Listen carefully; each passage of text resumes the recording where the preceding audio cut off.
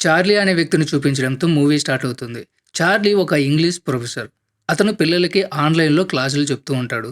అయితే అతను ఎప్పుడు తన కెమెరాని ఆఫ్ చేసుకుంటాడు. ఎందుకంటే అతని భారీ శరీరం చూసి ఎవరైనా మాట్లాడుకుంటారేమో అనుకుంటాడు. నిజానికి అతను ఇంతకు ముందు కంటే ఇప్పుడు ఇంకా ఎక్కువగా లావుగా ఉంటాడు. ఈరోజు కూడా అతను క్లాస్ చెప్తూ ఉంటాడు. ఆ సమయంలో అతనికి ఛాతీలో నొప్పి కలుగుతుంది. చార్లీ ఇంక తను చనిపోతాడేమో అనుకుంటాడు. అందువల్ల తన దగ్గర ఉన్న పేపర్ తీసుకుంటాడు. అందులో రాసి ఉన్న వర్డ్స్ చదువుతూ ఉంటాడు. ఈలోగా బయట నుంచి ఒక అబ్బాయి లోపలికొస్తాడు.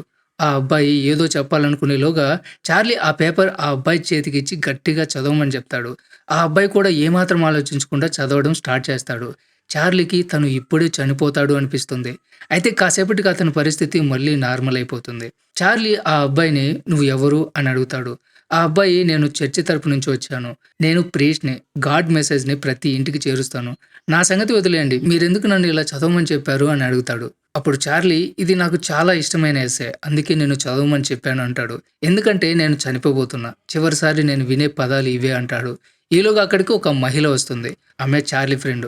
ఆమెనే అతని మంచి చెడు చూస్తూ ఉంటుంది. కాబట్టి రాగానే అతన్ని చెక్ చేస్తుంది. చార్లీ బ్లడ్ ప్రెషర్ చాలా ఎక్కువగా ఉంటుంది. అందువల్ల ఆమె టెన్షన్ పడిపోతుంది. ఒకవేళ చార్లీని ఇప్పుడు హాస్పిటల్‌కి తీసుకొని వెళ్ళలేకపోతే అతను చనిపోతాడు అనుకుంటుంది. కాబట్టి చార్లీకి హాస్పిటల్‌కి వెళ్ళమని చెప్తుంది. అయితే చార్లీ నిరాకరిస్తాడు. హాస్పిటల్‌కి వెళ్లి చూపించుకునే అంత డబ్బు నా దగ్గర లేదు అని చెప్తాడు. అప్పుడు ఆమె ప్రీస్ట్‌ని చూస్తుంది. "మీరెవరు?" అని అడుగుతుంది. ప్రీస్టు తన గురించి చెప్తూ తన చర్చి పేరు కూడా చెప్తాడు. ఆ చర్చి పేరు వినగానే ఆమె ఇరిటేట్ అవుతుంది. "ఆ చర్చ్ అంటే నాకు చాలా కోపం. అక్కడి మనుషులు జనాలకి హెల్ప్ చేశామని చెప్పి అమౌంట్ క్లెయిమ్ చేసుకుంటారు. బయటికి మాత్రం ప్రజలకి సహాయం చేస్తున్నామని చెప్పుకుంటారు" అంటుంది. "వాళ్ళు చార్లీ ప్రాణాలు కాపాడతారా?" అంటుంది. ఆ ప్రీస్టు "మీరనుకున్నట్లు అలా ఏమీ జరగదు" అంటాడు. "మేము చార్లీ ప్రాణాలు కాపాడాలనుకుంటున్నాం. గాడ్ మెసేజ్ అతనికి తెలియజేయాలి. గాడ్ ఏమనుకుంటాడో చార్లీకి అర్థమవ్వాలి" అంటాడు. దానికి ఆ మహిళ "దయచేసి నువ్వు ఇక్కడి నుంచి వెళ్ళిపో. అదే నువ్వు మాకు చేసే మంచి. ఎందుకంటే నాకు చార్లీకి వీటన్నిటి మీద నమ్మకం లేదు" అని చెప్తుంది. పైగా ఆ చర్చ్ అంటే మా ఇద్దరికి చాలా కోపం. ఎందుకంటే చార్లీ ఆ చర్చ్ వల్ల కేవలం నొప్పిని మాత్రమే పొందాడు. చార్లీకి ఇష్టమైన స్నేహితుడు అక్కడే ఉండేవాడు. చార్లీ తన ఫ్రెండ్ ఎంతగానో ప్రేమగా ఉండేవాళ్ళు. అయితే ఒకరోజు తన ఫ్రెండ్ చనిపోవడం వల్ల చార్లీ దిగులుతో తన పరిస్థితిని ఇలా చేసుకున్నాడు. అతనికి ఒక ప్రాణాంతకమైన వ్యాధొచ్చింది అని చెప్తుంది. ఆమె మాటలు విని ప్రీస్టు చాలా బాధపడతాడు. ప్రీస్టు వెళ్ళిపోయిన వెంటనే ఆమె చార్లీ దగ్గరికి వెళ్లి చికెన్‌తో నిండి ఉన్న బకెట్ ఇస్తుంది. ఆ చికెను చార్లీకి చాలా ఇష్టం. అలా రాత్రి అయిపోయిన తర్వాత చార్లీ తన డ్రెస్ తీసేసి వాకర్ తీసుకొని రూమ్‌లోకి వెళ్తాడు. ఇప్పుడు మొదటిసారి మనం చార్లీ టోటల్ బాడీ చూస్తున్నాం. చార్లీ శరీరం చాలా పెద్దగా ఉంటుంది. ఎక్కువ లావుగా ఉండడం వల్ల నడవడానికి, ఊపిరి పీల్చుకోవడానికి చార్లీ చాలా కష్టపడుతూ ఉంటాడు. చార్లీ పడుకునేటప్పుడు ఎంత బాధ అనుభవిస్తున్నది మనకి కనిపిస్తుంది. తర్వాత రోజు ఉదయం చార్లీ నిద్ర లేవగానే ముందు తన వ్యాధి గురించి ఇంటర్నెట్‌లో సెర్చ్ చేస్తాడు. అది చదివిన తర్వాత అతను ఇంకా కొన్ని రోజులు మాత్రమే బ్రతుకుతాడు అని తెలుస్తుంది. అయినా కూడా అతను తనకి హాని చేసే పదార్థాలు తినకుండా కంట్రోల్‌లో ఉండలేకపోతాడు. చాక్లెట్స్ కూడా తింటూ ఉంటాడు. అలాగే మంచి పనులు కూడా వదలడు. అంటే స్నానం చేయడం, షేవింగ్ చేసుకోవడం, అలా బడ్స్ కోసం గింజలు కూడా వేస్తాడు. ఇదంతా చేసిన తర్వాత తన ప్లేస్‌కి వెళ్లి కూర్చుంటాడు. అప్పుడే డోర్ కొట్టి ఒక అమ్మాయి లోపలికొస్తుంది. ఆ అమ్మాయి చార్లీ కూతురు. ఆ అమ్మాయి పేరు రియా. చార్లీ తన కూతురిని 8 ఏళ్లు ఉన్నప్పుడే వదిలేశాడు. ఎందుకంటే అతను తన ఫ్రెండ్‌తో ఉండటానికి ఎక్కువగా ఇష్టపడేవాడు. చార్లీకి తన భార్యతో ఉండడం కొంచెం కూడా ఇష్టం లేదు. అప్పటినుంచి రియాకి తన ఫాదర్ అంటే కోపం. అందుకే రియా చార్లీని చూడ్డానికి కూడా ఇష్టపడడు. పదే పదే ఈ విషయం గుర్తుకు తెచ్చి తన ఫాదర్ తనకి తోడుగుండాల్సిన సమయంలో వాళ్ళకు లేడు అని గుర్తు చేసుకుంటుంది. అయితే రియా ఇప్పటికీ అప్పుడప్పుడు వస్తూ ఉంటుంది. వచ్చిన ప్రతిసారి తన ఫాదర్‌ను ఏదో ఒక మాట అని బాధపెడుతూ ఉంటుంది. కానీ చార్లీ మాత్రం కూతురి మాటలు పట్టించుకోడు.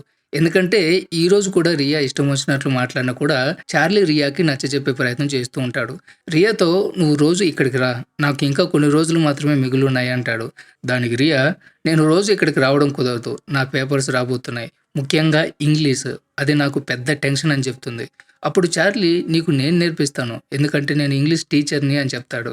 రియాకి తండ్రి మాటలు విని కూడా జాలి కలగదు. ఆమె అక్కడి నుంచి వెళ్ళిపోతూ ఉంటుంది. అది చూసి చార్లీ "నువ్వు రోజు ఇక్కడికొస్తే నా అకౌంట్‌లో ఎన్ని డబ్బులు ఉన్నాయో అవన్నీ నీకే ఇచ్చేస్తాను" అంటాడు. ఆ డబ్బులు ఎంతంటే $1,00,000. చాలా పెద్ద అమౌంట్ కావడం వల్ల రియా ఆలోచనలో పడుతుంది.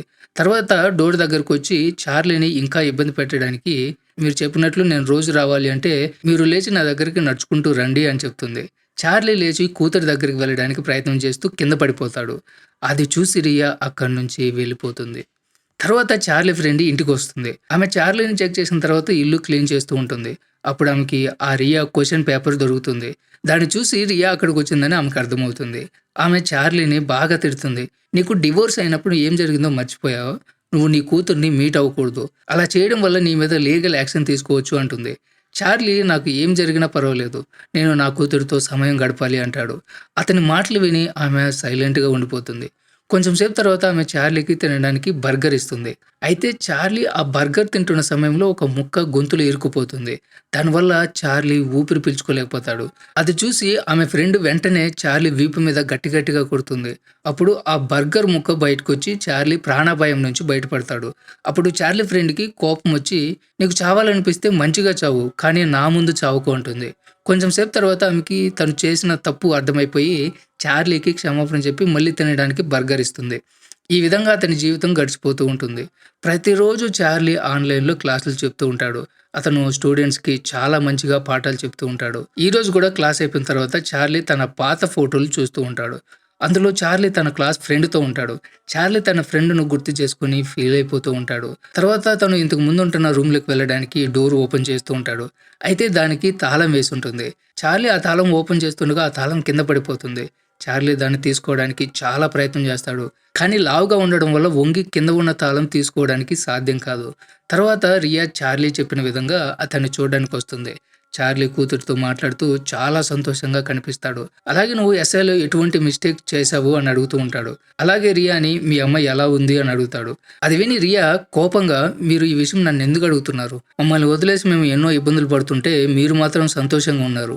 నాకు తెలుసు నువ్వు చాలా స్వార్థపరుడివి. నీ ఫ్రెండ్ కోసం నువ్వు ఇంత చేశావు. కాబట్టి నీ విషయంలో కూడా ఏం జరిగినా నాకు ఎటువంటి బాధ లేదు" అంటుంది. "మీరు ఈ పరిస్థితిలో ఉండడానికి మీ ఫ్రెండ్ కారణమా? లేదా మేము కారణమా? అనేది నీకు ఇప్పటికే అర్థమైపోయి ఉండాలి. అందుకే నీ విషయంలో ఏం జరిగినా నాకు జాలి వేయడం లేదు" అంటుంది.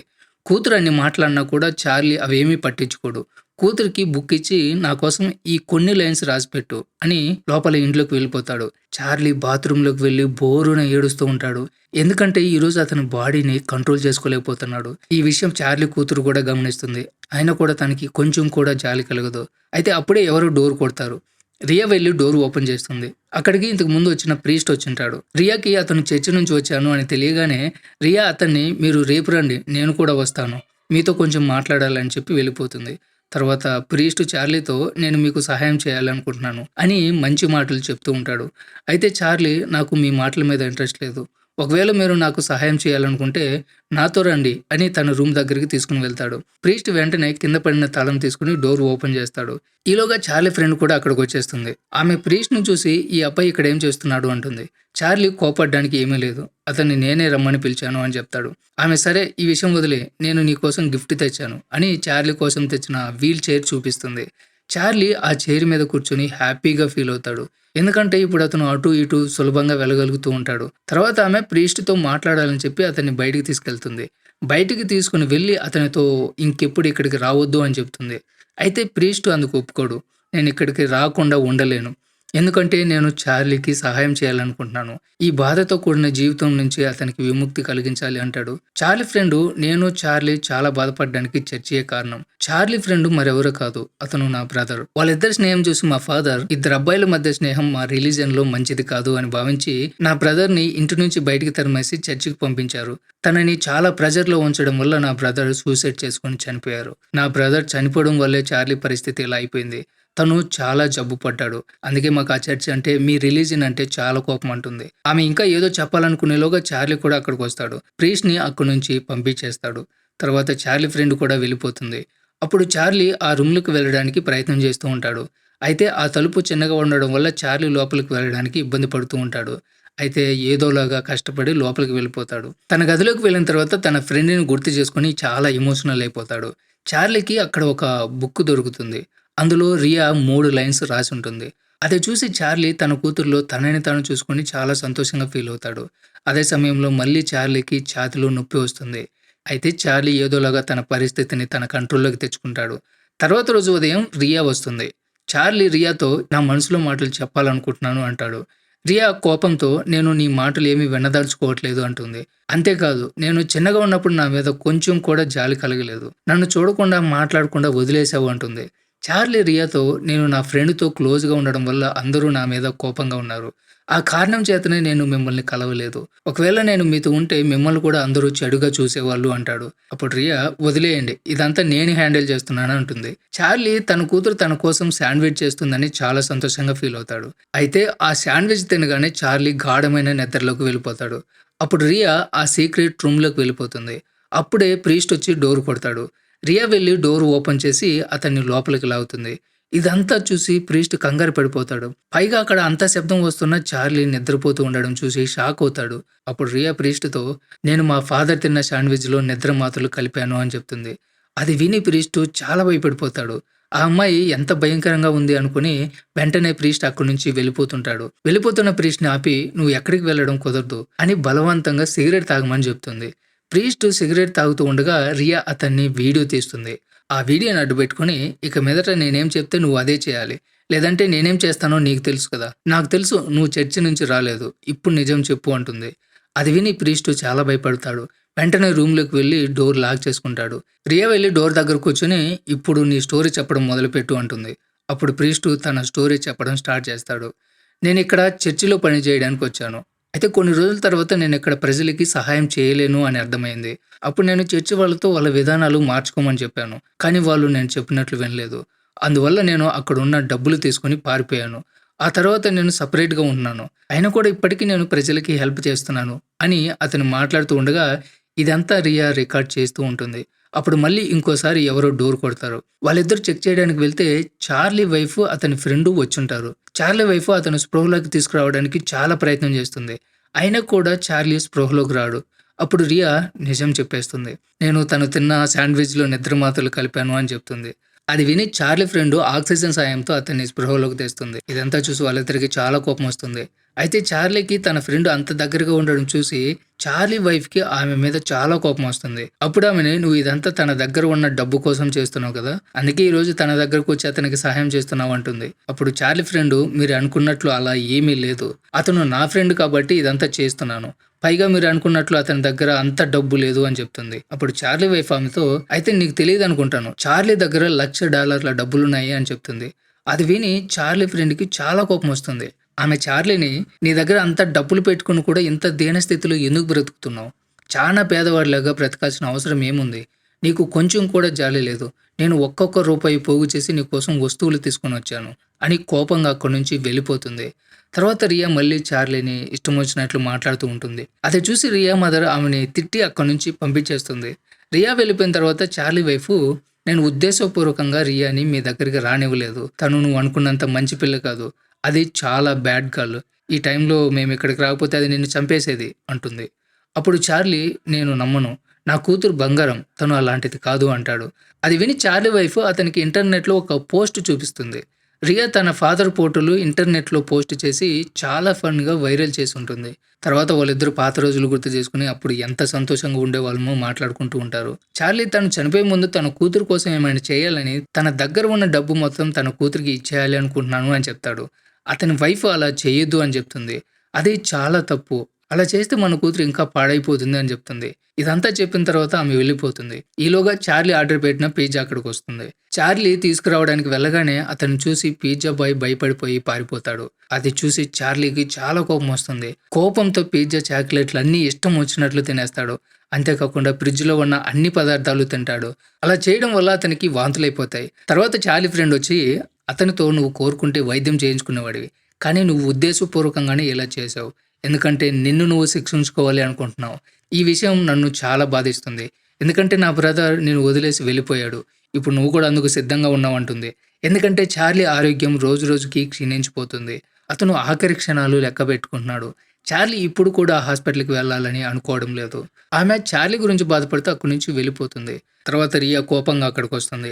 చార్లీతో నువ్వు నాకు సరిగ్గా చదువు చెప్పలేదు. నేను మళ్ళీ ఫెయిల్ అయిపోయాను అంటుంది.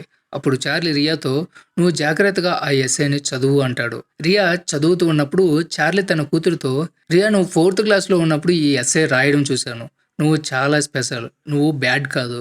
నిన్ను నువ్వు శిక్షించుకోవద్దు. ఇకనైనా ఎదుటివారి ముందు నిన్ను నువ్వు బ్యాడ్‌గా చిత్రీకరించడం స్టాప్ చెయ్యి అంటాడు.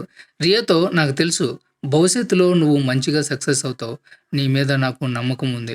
గర్వంగా కూడా ఉంది అంటాడు. ఇదంతా విన్న తర్వాత రియా ఏడుస్తూ ఉంటుంది. చార్లీతో డాడ్ మీరేం మాట్లాడుతున్నారు? మీరు హాస్పిటల్‌కి వెళ్ళాలి పదండి అంటుంది. చార్లీ ఏడుస్తూ లేదు నేను వెళ్ళాల్సిన సమయం వచ్చేసింది అంటాడు. ఆ మాటలు విని రియా బోరున ఏడుస్తుంది. చార్లీ కూతురుతో చివరిసారిగా నా కోసం ఈ ఎస్సే చదివి వినిపించు అని అడుగుతాడు. రియా చదువుతూ ఉండగా చార్లీ తన శక్తినంతా పోగు చేసుకుని లేచి నిలబడతాడు. చిన్నగా అడుగులు వేసుకుంటూ కూతురి దగ్గరికి వెళుతూ ఉంటాడు. రియా కూడా చదువుతూ తన ఫాదర్ దగ్గరికి వెళ్తుంది. కూతుర్ని చూస్తూ చిరునవ్వుతో చార్లీ ప్రాణాలు గాల్లో కలిసిపోతాయి. అంటే అతను నేరుగా స్వర్గంలోకి వెళ్ళిపోతాడు. ఇప్పుడు అతను అక్కడ చాలా సంతోషంగా ఉన్నాడు. అక్కడ హాయిగా జీవితాన్ని గడుపుతూ ఉన్నాడు. ఈ సీన్‌తోనే మూవీ ఎండ్ అవుతుంది.